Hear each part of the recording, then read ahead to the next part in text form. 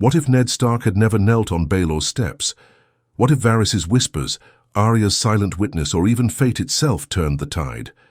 The blade still came down, but not on Ned's neck. Joffrey had demanded blood, but in that tense moment, when the sept was hushed and even the gods seemed to hold their breath, Cersei finally saw the danger in her son's madness. She stood, hissed something sharply to Ser Ilyn, and the sword paused. A king's command clashed with a queen-mother's fear, and the silence broke not with death, but chaos. Guards turned on each other. Arya leapt from the crowd, not to attack, but to vanish. Varys acted faster than anyone expected. Smoke, fire, confusion, a deliberate distraction.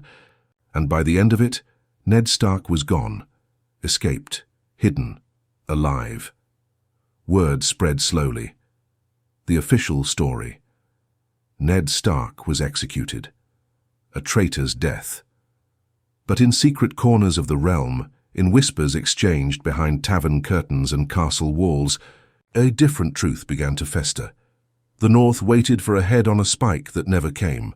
While Robb Stark marched south, unaware that his father still breathed, Ned was smuggled to the Vale by Varys's network.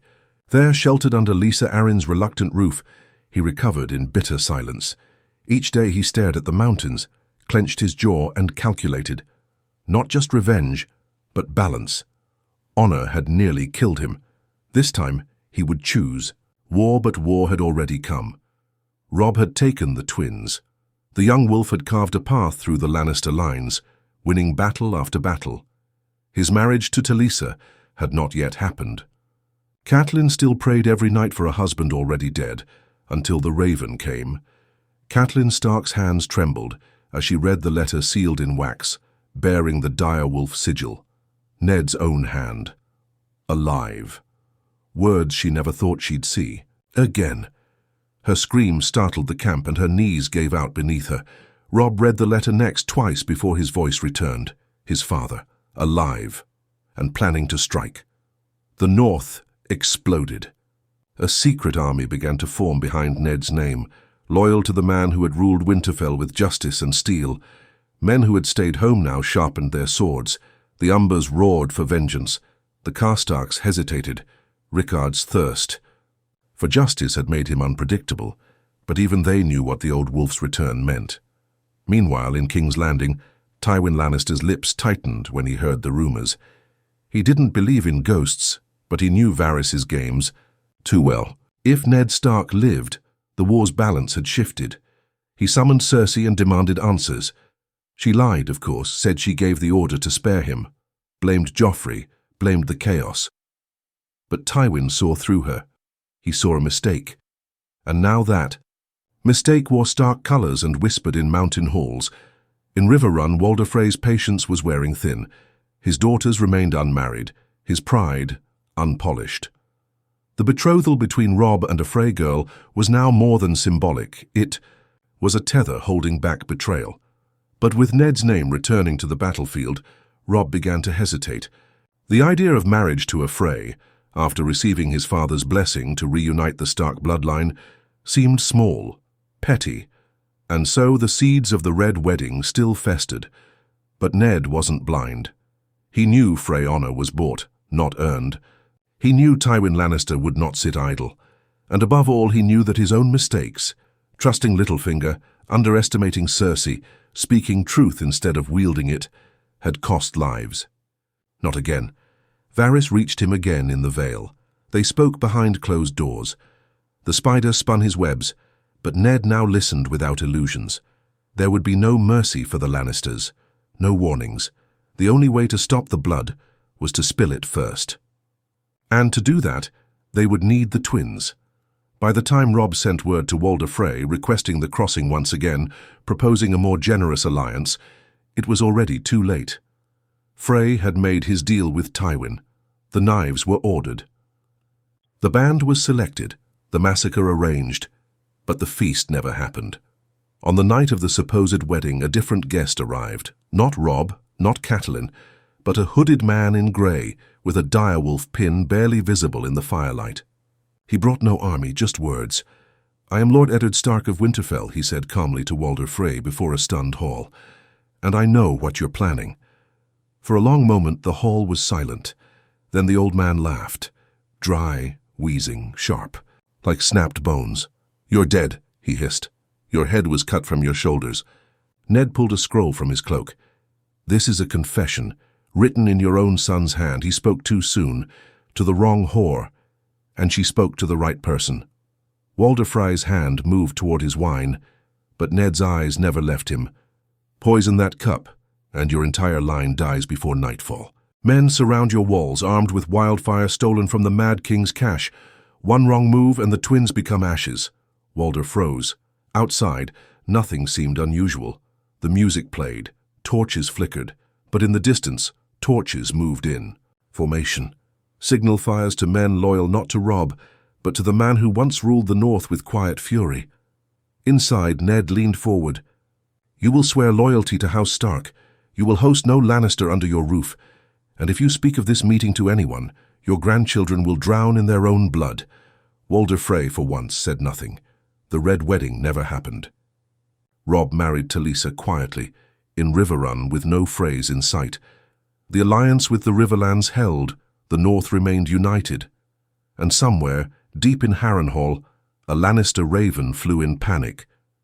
But this was just the beginning. Because now, the Lannisters knew that Ned Stark was not only alive, he was hunting. The news of the Red Wedding's cancellation never reached King's Landing in time. Tywin Lannister waited for word of slaughter and victory for the end of the young wolf. Instead, he received silence. No banners sent, no ravens returned.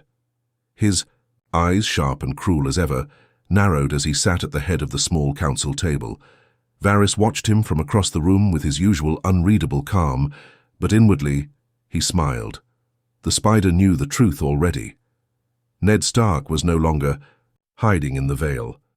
He had moved carefully, strategically, with the cold patience only the North could teach. Tywin poured himself wine. "Still no word from Lord Frey?" he asked, voice calm. Cersei answered first. "Perhaps they are waiting for the right moment. Robb Stark's death would be best delivered with theatre." Tywin didn't respond. His instincts, razor sharp, and forged through decades of war, told him something was wrong. The silence was not prideful. It was fearful. Meanwhile, in the Riverlands, Robb Stark met his father again, not as a boy kneeling for approval, but as a king facing a general. The reunion had been brief, tense, and quietly emotional. Ned had aged in months what should have taken years. Grey streaked his beard. Scars lined his jaw, but his eyes, those northern eyes, still held the same fire. "You disobeyed your bannermen," Ned said flatly, pacing. "I won battles," Robb replied. "At what cost?" Their stares clashed like blades. "I lost Winterfell, father," Robb admitted. "I lost Bran, Rickon, Theon betrayed us. Mother freed Jaime. And yet, here you stand," Ned interrupted. "Not because of war, because of luck. And because I am here to make sure we don't lose everything else." Robb said nothing for a long time, then nodded. "Then tell me, Lord Stark, what is your war?" Ned stepped closer. "The kind we win without trusting snakes. No Freys, no Boltons, no compromises. Only fire and blood." Their first move was retaking the North. Roose Bolton still held Winterfell, flying the Stark banner as if nothing had happened. He had not yet betrayed them in this timeline, but he was dangerously close. The fall of Winterfell to Theon had exposed how fragile their allies truly were, and so with both Robb's and Ned's forces combined, they struck, not with open siege, but with whispers and knives in the dark. Yoren, one of the few surviving brothers of the Night's Watch, re-emerged from the shadows with northern loyalists. Infiltrating Winterfell, under the guise of deserters, they opened the gates one fog-drenched night. What followed wasn't a battle. It was retribution. The Boltons who remained loyal were spared. Those who hesitated met the wolves. Roose himself escaped, vanishing into the Dreadfort, but Winterfell was restored. And above its gates, for the first time in a year, the direwolf banner flew. The North roared. Back in King's Landing, Tyrion began asking dangerous questions. Why hadn't the Red Wedding happened? Why had Walder Frey stopped answering ravens? And most of all, why was the North reuniting so quickly when it should have collapsed into chaos? One night he cornered Varys in the Red Keep's dungeons.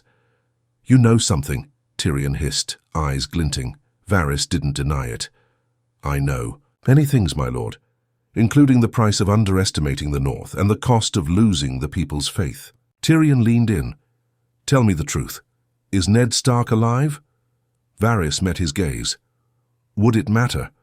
Or would it terrify you more to believe that honor itself has returned to Westeros?" Tyrion said nothing, but the next day he began planning for the city's defenses as if war were already at their gates. Daenerys across the sea in Astapor hadn't yet heard of Ned Stark's survival, but the ripple had begun. Spies in Pentos whispered of a Stark resurgence, and one of her advisors, a northern exile named Jon Connington, began pushing for an alliance with the Wolves. "If the Starks rise," he said, "they will not kneel, but they might stand beside another Targaryen."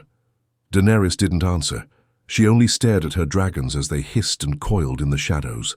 The world was changing, and Westeros no longer belonged to lions, but the Lannisters wouldn't fall easily.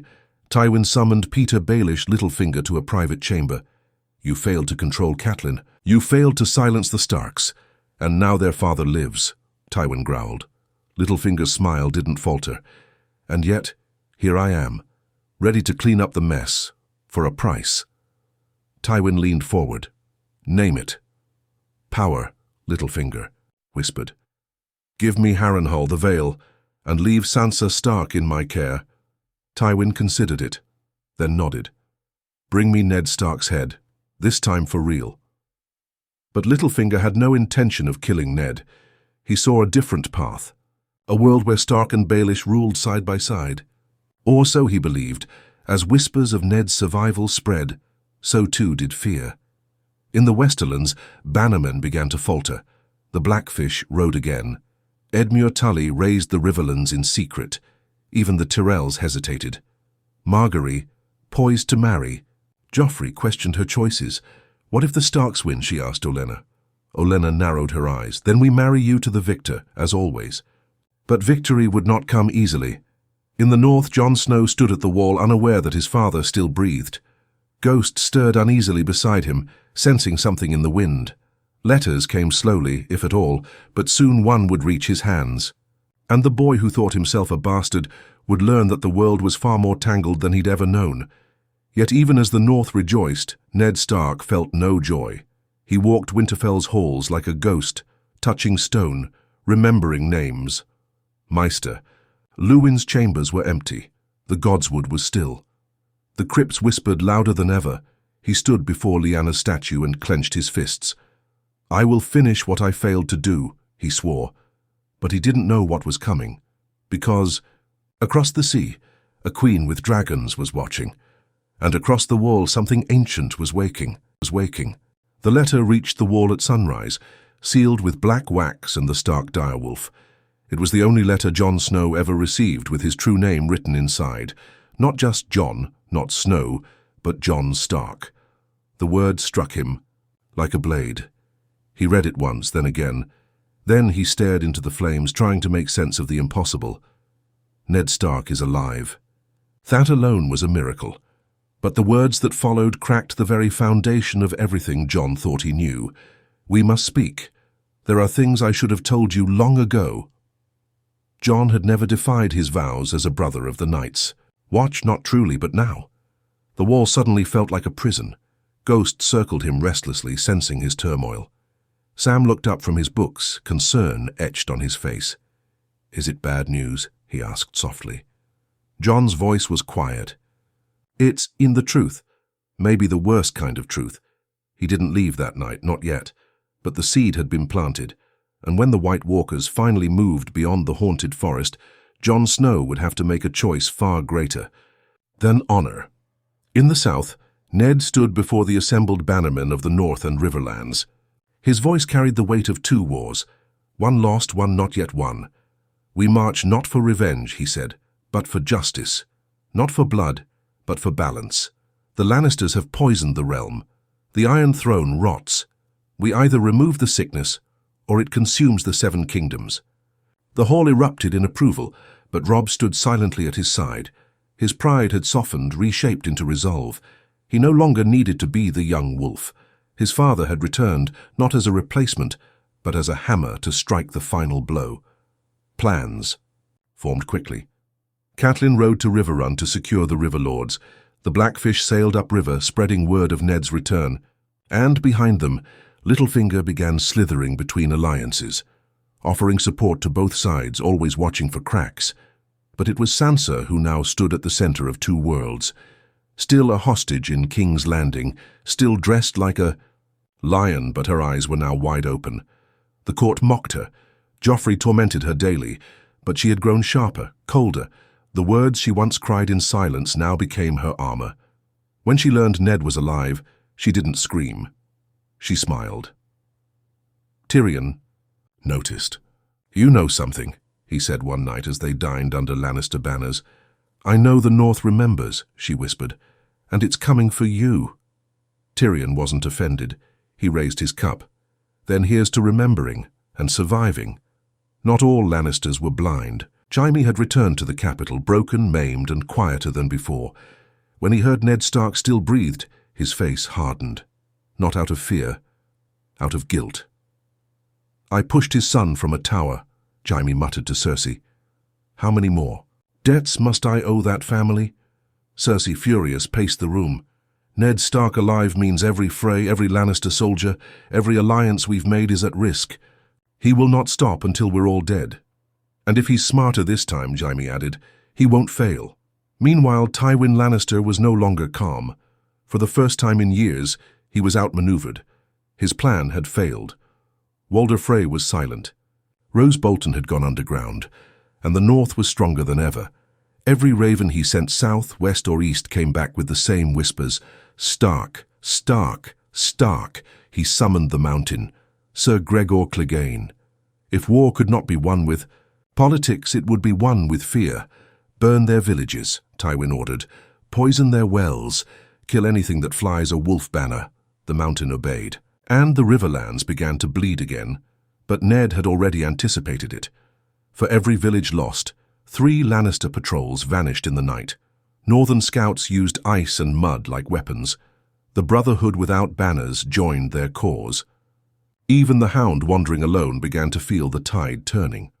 In the east, Daenerys stood atop the Great Pyramid of Meereen, watching her dragons stretch their wings. She had taken the city in fire and blood, but now she ruled with hesitation. Jorah brought her the news. Ned Stark is alive, and Westeros may not belong to the Lions much longer. Dany didn't smile. And yet, the throne is still theirs. For now. She turned. "Send ravens. Find out everything you can about this Stark. If I return, I will need allies." But across the sea, Ned was already preparing for her. In a hidden chamber beneath Winterfell, he read Maester Luwin's old records. He spoke to ravens. He summoned old bannermen with forgotten oaths, and finally he returned to the crypts. He stood before Lyanna's statue, alone, holding Jon's letter in one hand, his own reply in the other. "I failed you," he whispered, "but I won't fail your son." Then he lit a torch and walked deeper into the dark. When he emerged, he summoned Robb. "I need you to send a rider to the wall," he said. "Tell Jon Snow to come south, not just for the war, but for the truth." Robb hesitated. "What truth?" Ned closed his eyes. "The kind that changes everything." And so the ravens flew again. But this time they carried not just words of war, but of blood, because Jon Snow wasn't just a bastard. He was the rightful heir to the Iron Throne, and soon, everyone, Stark, Lannister, Targaryen, would learn the cost of a single lie. The cold winds howled over Castle Black as Jon Snow stood atop the wall, the letter clenched in his gloved hand. The words burned hotter than wildfire in his chest. His father, his real father, was alive. But what struck deeper, what shook him more than anything, was the final line written in Ned Stark's unmistakable hand. "There is something I must tell you face to face, about who you are." Jon had always wondered. Whispers, looks, the way Ned never said a word about his mother, not even in private. The way Catelyn had stared through him, never truly seeing him as one of her own. The bastard of Winterfell had grown used to half-truths. But now the truth felt close enough to touch. He stood before the brothers of the Night's Watch in the mess hall the next morning. Sam looked at him with fear, the others with confusion. "I need to ride south," Jon said. "It's family." "Your place is here," Ser Alliser snapped. "We are the shield that guards the realms. My family is the realm." Jon cut in. "If what's coming from beyond the wall is as bad as we fear, then we can't face it alone.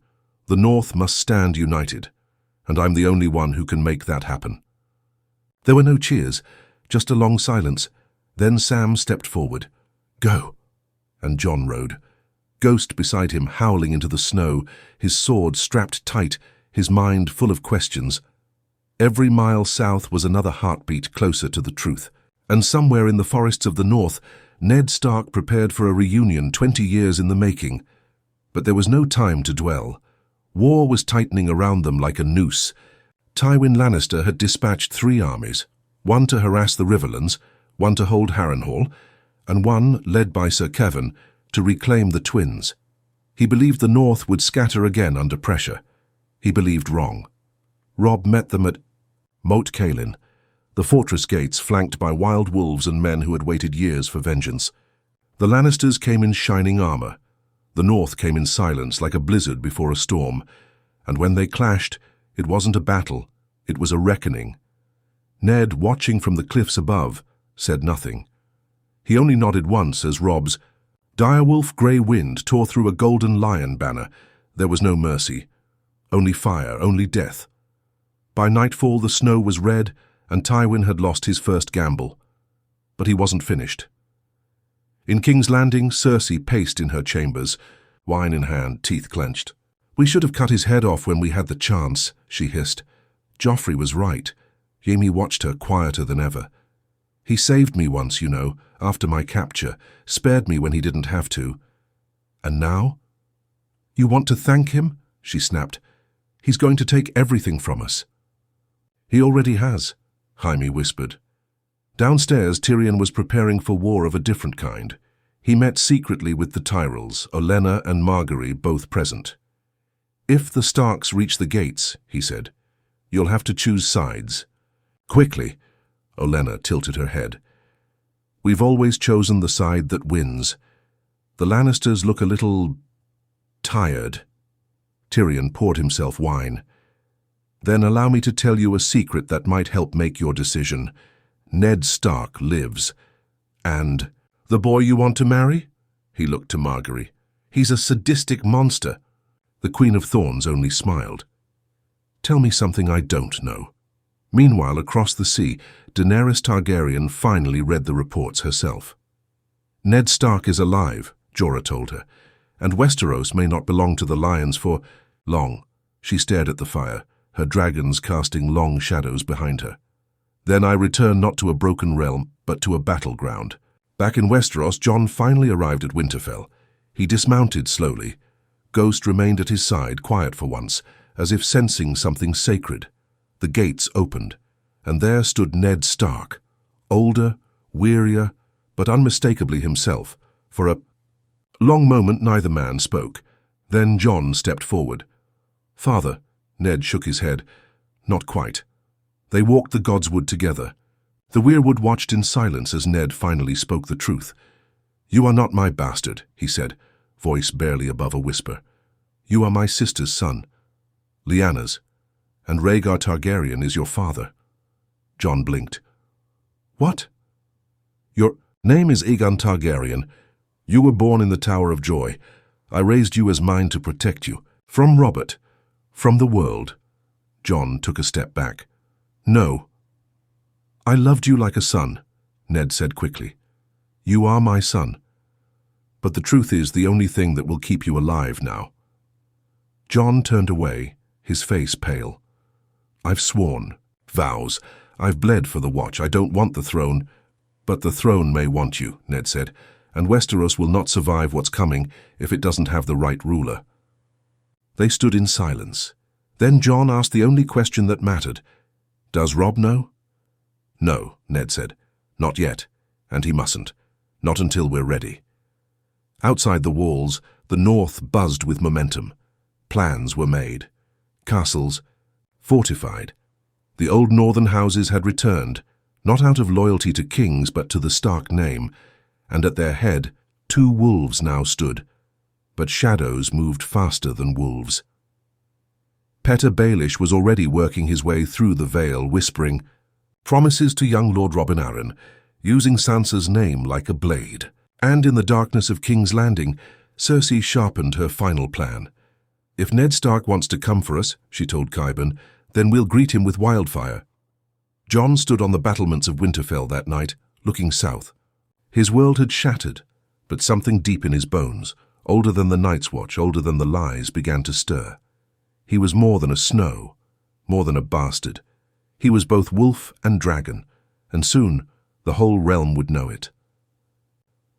The Raven left Winterfell in the dead of night, carrying a letter written by Ned Stark's hand, sealed with wax pressed by Jon's fingers. It flew south through the storm clouds, unnoticed by most, but destined to shatter everything when it landed. The letter wasn't sent to a lord or a bannerman or even a friend. It was sent to Samwell Tarly. In the library at Castle Black, Sam read the words again and again, unable to breathe. Jon is Rhaegar Targaryen's son. His name is Aegon. Keep this secret until the time is right. Sam clutched the parchment, like it would disappear. He glanced around the room, heart racing.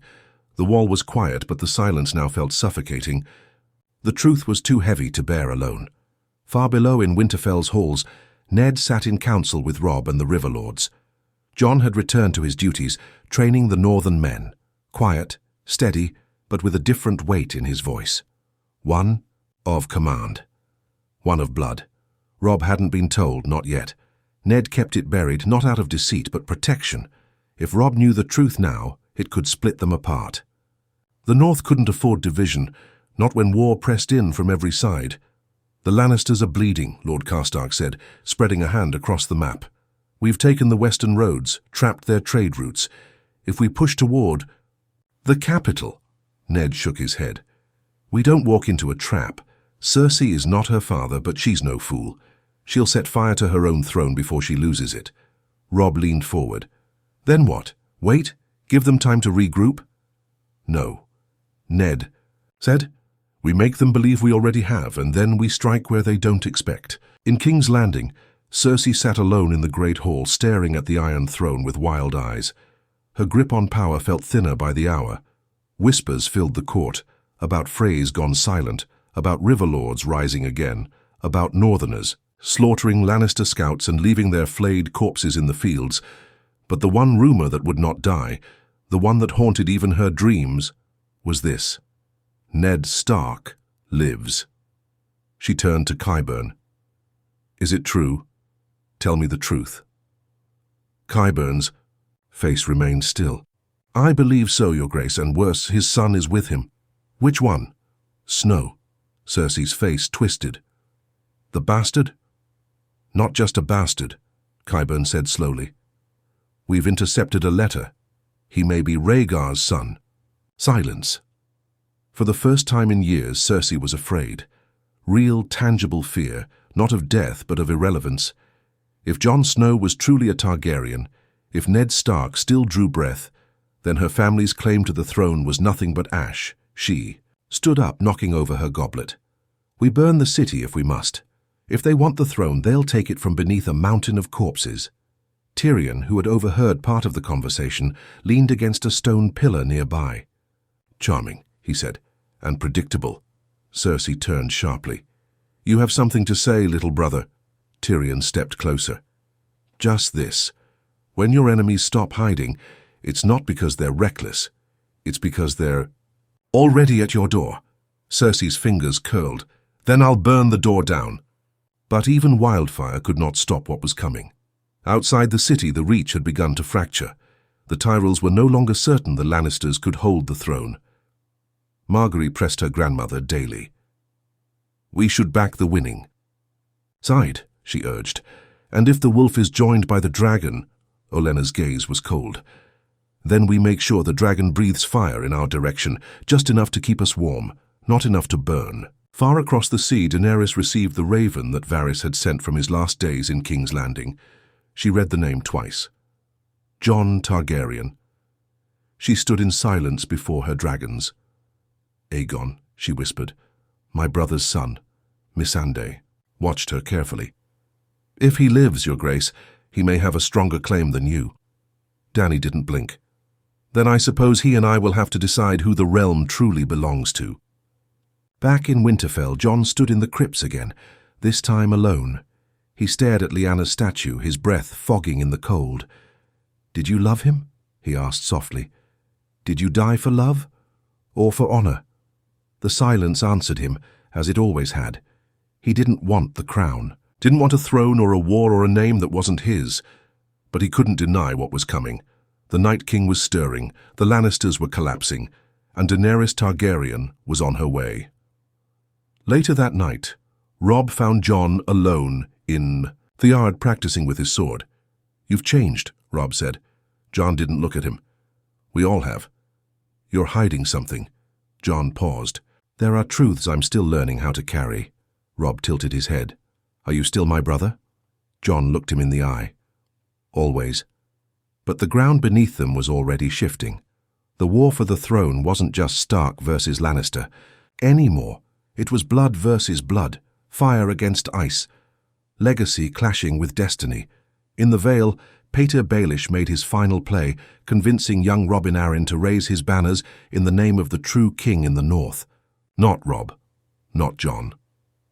But Ned himself, the old wolf, was leading armies again, and the world remembered the man who once knelt in the snow before Robert Baratheon and swore loyalty. Now, he would make the realm kneel to justice. King's Landing fortified. Its walls, wildfire caches, were restocked. Ravens flew from every rookery as alliances crumbled and new ones formed, and somewhere beyond the wall the dead marched. But they wouldn't be the only ones bringing winter, because the north was coming, and this time it wasn't alone. When Daenerys Targaryen's fleet touched Westerosi shores at Dragonstone, the air itself seemed to tremble. Drogon circled the ancient castle once ruled by her ancestors, roaring loud enough to shake the bones of the earth.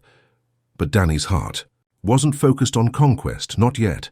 She didn't come to burn cities, not this time. She came for answers and for the boy whose blood tied him to her. Aegon Targaryen, she whispered, staring into the waves. Jon Snow. If it's true, then everything changes. Tyrion waited for her on the steps of the keep, already pulled from King's Landing by his growing doubts. They'll say you're rivals, he said softly. Enemies, that your claims clash. Dany didn't flinch. Then we show them. We don't need to fight. If he's Rhaegar's son, he's my blood. And if he's more loved by the north than I am by the east, then we talk. But peace was never that simple in Westeros. In Winterfell, the news of Daenerys' arrival reached Ned like a hammer blow. She wasn't just a Targaryen, she was the mother of dragons, breaker of chains, and now a possible ally, or threat. She's not her father, Jon said to him in the great hall, his voice calm. She's come to build, not destroy. You don't know that, Ned replied, his jaw tight. Her father burned men alive, laughed while they screamed. He murdered Rickard. Stark and my brother Brandon like it was a game. That wasn't her, Jon said. She was a child like I was. Ned looked away. I buried too many children to gamble with another. Robb, standing at the head of the table, broke the tension. Then we meet her. No armies, no ambush. Just words. And so it was decided. Jon would ride to Dragonstone alone under Stark banners, but with no show of force. Ned remained in Winterfell to lead the northern campaign. Robb pushed toward the twins. Arya, now back in the north, cloaked in shadows and vengeance, moved south with a name on her lips. Cersei. The realm fractured further. In King's Landing, the small council was no longer a council, but a cage. Cersei barely left her chambers.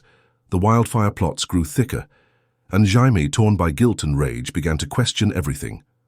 I don't even know who I'm fighting for anymore, he muttered to Brienne as they trained in silence behind the Red Keep. You always knew, she said. You just ignored it. He didn't argue because Brienne was right. And deep inside, Jaime Lannister feared the one man who had once stood with honor, while the whole realm turned its back, Ned Stark. Back in the north, Peter Baelish's schemes began to unravel. Sansa, sharper than before, cornered him in the courtyard. "You think you can use my name like a tool?" she asked coldly. Spread whispers, stir doubt, pit Jon and Robb against each other. Littlefinger smirked. "I don't think anything, I simply create opportunities." "Then let me create one for you," Sansa replied. "Leave Winterfell tonight, or I swear I'll put your head on a spike next to Ramsay's." He believed her. And for the first time in years, Littlefinger ran.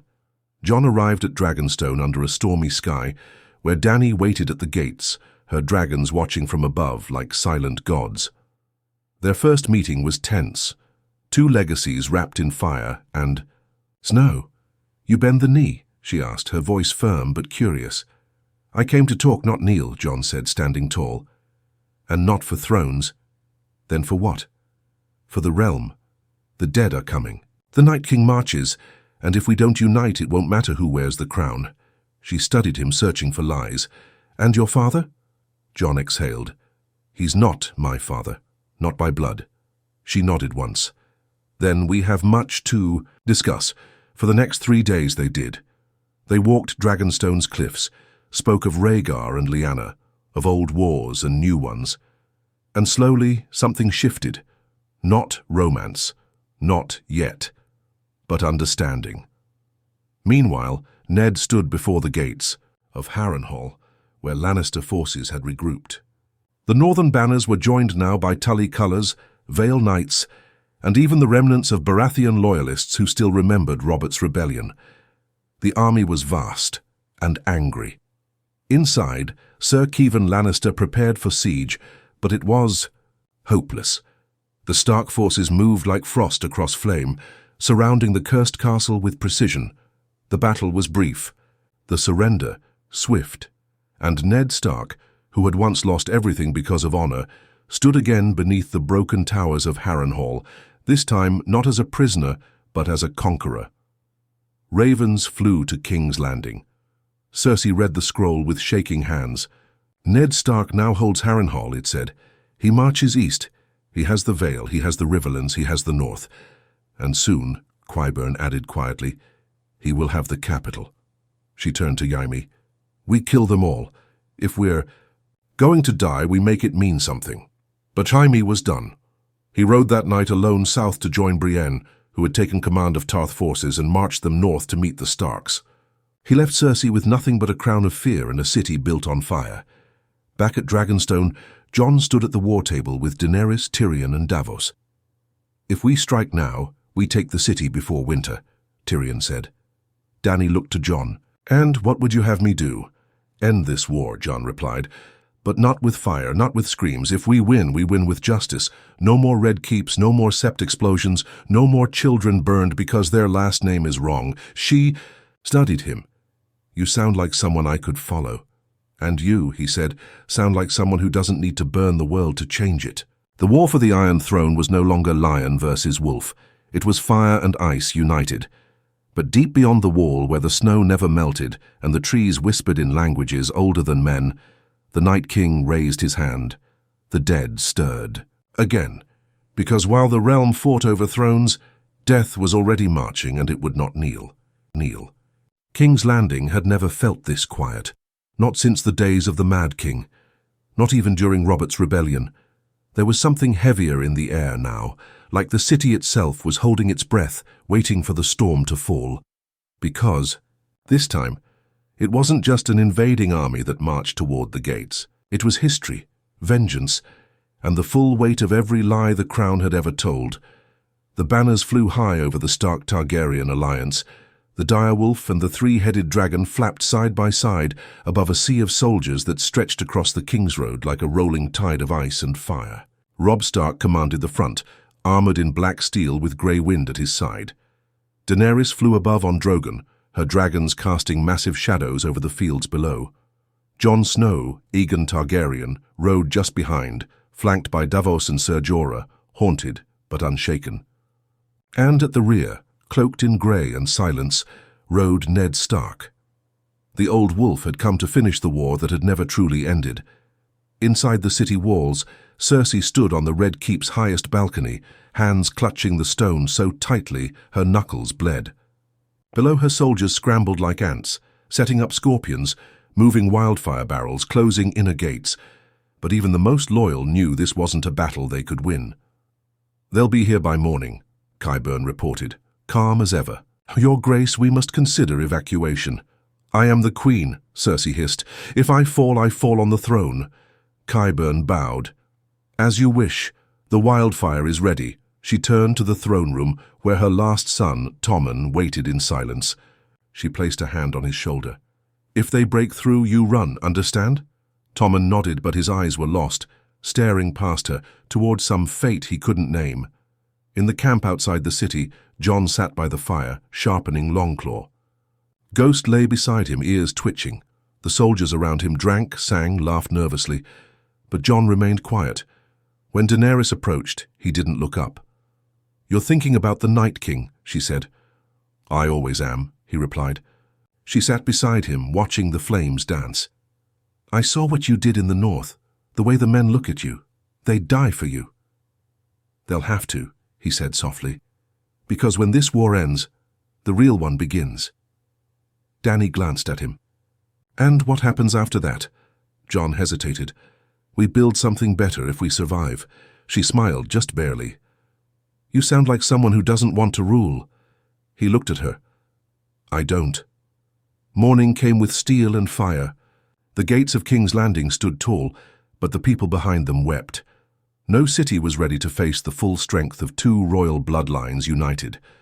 The Scorpions fired at the dragons, but Rhaegal and Viserion soared wide, while Drogon swept down and burned the outer gates to ash. But the army didn't charge. Instead, Jon rode forward alone, dragging behind him a white flag. The Lannister soldiers on the wall watched in confusion. Jon dismounted, raised his voice. "Cersei Lannister, I am Jon Snow of House Stark and Targaryen. I have no interest in burning your city. Surrender the throne, let the people live." There was silence. Then a single arrow whistled through the air, missing Jon's head by inches. A warning, a rejection. The city had made its choice. Ned Stark gave the signal from the rear. And the siege began. The Northmen moved through the broken gates like a tide of iron. The Vale Knights flanked the outer walls. The Unsullied flowed through alleyways with terrifying precision, but they did not pillage, they did not slaughter. Jon had made it clear. This was a war for justice, not chaos. Grey Worm cut down Lannister guards with grace. Arya moved through the shadows, blade silent as breath. Robb led the cavalry through the streets, pushing toward the Red Keep with fury in his eyes. And above it all, the dragons circled, threatening but restrained. Inside the throne room, Cersei stared at the Iron Throne, wine spilling from her cup as the walls trembled. "They're inside," Qyburn whispered. "I know," she breathed. "Then let them come." But the first to reach her wasn't Jon. It was Arya. She appeared like a ghost from behind the pillars, blade drawn, blood splattered across her face. Cersei took one look and laughed bitterly. A Stark. Of course. "Did you come for my head?" "No," Arya said, stepping forward. "I came for the woman who blew up a sept full of innocent people, who let a boy torture Sansa, who destroyed a realm." Cersei didn't flinch. "And you think killing me changes any of that?" Arya's voice was ice. "No, but it's a start." And with one swift stroke, the lioness fell. When Jon entered the throne room minutes later, it was over. Cersei's body lay still. Arya stood over her, breath steady. "She's dead," she said. Jon nodded. "Then we end this." He turned to the soldiers filing into the hall, swords raised. "Lay down your arms," he ordered. "The war is done." And for the first time in years, silence filled the Red Keep. On the steps outside, Ned stood beside Robb as the dragon banners were raised over King's Landing. "This wasn't justice," Robb said, his voice heavy. "It was survival." "It's always both," Ned replied. "But now comes the hardest part. Rebuilding." But before they could speak of thrones or crowns or laws, a cold wind swept through the city. A raven landed on Jon's shoulder, its eyes milky, its feathers rimmed with frost. Bran's raven, He read the message and felt the blood drain from his face. "They're through the wall," Jon whispered. The Night King had come, and all of this, every battle, every death, every throne, was nothing compared to the war that now marched from the north. The snow fell thick over King's Landing. In all its history, the capital had never seen a winter like this, not even during the long night. The skies turned to ash grey, and the breath of every man and beast steamed like smoke. The war for the Iron Throne had ended in blood and fire, but the real war had just begun. They came in silence. The first dead were seen at Moat Cailin, southernmost point of the neck, bodies without faces, eyes pale and glowing, moving in endless waves, no banners, no mercy. The undead cared for nothing but erasure, a force greater than politics or blood. Jon stood in the throne room, his eyes locked on the raven's message Bran had sent. The wall had fallen. Eastwatch was gone. The Night King was no longer just a myth. He was the storm made flesh. "We have days," he said to the War Council. "Maybe less." Ned stood by the window, snow landing on the stone ledge beside him. "Winterfell must be fortified again. If it falls, we lose the north." Robb turned sharply. "We can't divide our strength. We just took the capital." Jon slammed his fist down on the table. "It's not a siege. It's not a rebellion. It's death. They don't negotiate. They don't starve. They don't bleed." Daenerys, calm but steel-eyed, spoke next. "Then we meet them at the gates, all of us, together." And so they rode.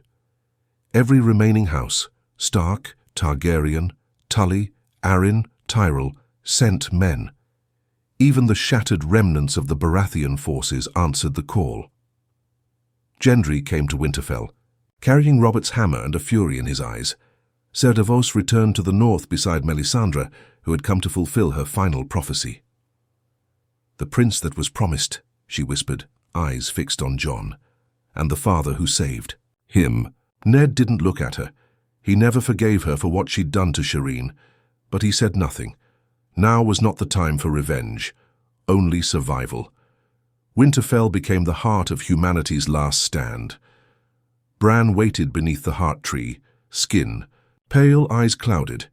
The three-eyed raven spoke few words, but one night he called for Jon and Ned both. "You are the past and the future," Bran said, voice distant. "You are the blood of wolves and dragons." Jon asked the question that burned in his chest. "Can we win?" Bran stared into nothing. "You can survive." Outside the walls, tents were pitched across the frozen fields. The unsullied lined the trenches. The Dothraki prepared for one last ride. Arya sat sharpening needle in silence. Gendry joined her without a word. Sansa organized the food stores with grim efficiency, refusing to look frightened even when the frostbite set in. Ned and Jon stood atop the walls together the night before the battle. "You never told Robb," Jon said quietly. "I wanted to," Ned replied, "but I feared it would break the North apart. Your birthright is a flame. It can warm the world, it's or burn it." Jon looked toward the trees. "He deserves to know." Ned nodded. "After the war." But war didn't wait. They came at midnight. No horns, no drums, just the sky turning white, as if the gods themselves had forgotten fire. Thousands of dead, led by pale giants and mounted wights. The Night King, atop Viserion, circled the battlefield, his eyes locked on Winterfell. The battle was chaos. Fire lit the trenches. Dragons tore through the skies, Drogon and Rhaegal colliding with the undead Viserion in clouds of smoke and flame. The Dothraki charge was wiped out within minutes. The Unsullied held the line. Arya leapt from shadow to shadow, killing and vanishing like a ghost. Brienne and Jaime fought side by side near the Godswood, blades clashing against cold steel. Sam stood with the Maesters, healing what wounds he could while his hands shook from fear. Jon found himself face to face with the Night King once again, steel meeting ice in a storm of ash and snow. But even Longclaw could not pierce his armor. Each blow felt like trying to cut through time itself. Above, Drogon screamed. Below, Robb was pulled from his horse, only saved by Grey Wind's fury. Gendry was wounded. Davos collapsed beside Fallen. Men he couldn't save. The wall of Winterfell trembled, and then Ned Stark stepped into the Godswood. He had no sword, just a torch and a single dagger. the same dragonglass blade Sam had once brought from beyond the wall. Bran waited under the weirwood, still and calm, his eyes rolled white. The Night King stepped forward. He raised his hand to end it all. But before he could, a shadow moved Arya, faster than fear. She leapt from the tree behind, her dagger drawn. The Night King turned just in time to catch her by the throat, but he didn't see Ned. The old wolf, forgotten, limping, half-broken, drove. The dragonglass into the Night King's back right beneath the ribs. No cry, no speech. Just one clean thrust. The Night King froze, cracked, shattered, and the world exhaled. All around them the dead collapsed. The silence that followed was louder than war. Jon found Ned in the snow, bleeding from a dozen wounds. "You were supposed to survive," Jon whispered. Ned smiled weakly. "I did. Long enough." Jon shook his head. "The people will want you on the throne." "They'll want you," Ned said. "And this time, don't run from it." He died with snow in his beard and peace in his eyes. The war ended, not with fire but with ice, and in the days that followed the realm changed. Robb returned to the north to rule Winterfell. Arya sailed west to find what lay beyond the maps. Sansa became Warden of the North. Gendry restored Storm's End. Tyrion rebuilt the capital as Hand, and Jon was crowned king, not of the Seven Kingdoms, but of a new realm, a united Westeros, with laws rewritten, power shared, and no Iron Throne to divide them. The old world had died with Cersei, and the new world began with a man who never wanted to rule, but had the blood of kings and the heart of a wolf. He built no statues, took no wives, but he ruled wisely and fairly, and in the crypts of Winterfell, beneath the weirwood roots, the words carved on Ned Stark's tombstone said what the realm could never forget. The wolf that howled alone, so the pack could survive. The end.